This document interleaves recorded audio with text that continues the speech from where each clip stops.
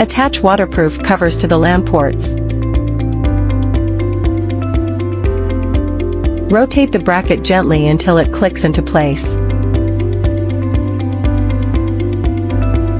To insert the TF card, align it with the slot and gently press until it clicks into place.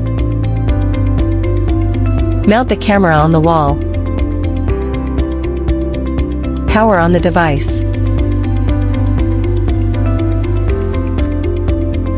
System starting up. Wait to be configured.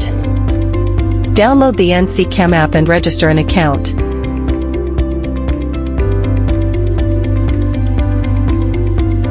Open the app, tap the plus button, choose Add Security Camera and select Bluetooth Camera.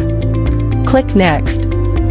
Select a 2.4 GHz Wi-Fi network, and enter the password. Then click Next to proceed. Your camera is now connected and ready to monitor your surroundings.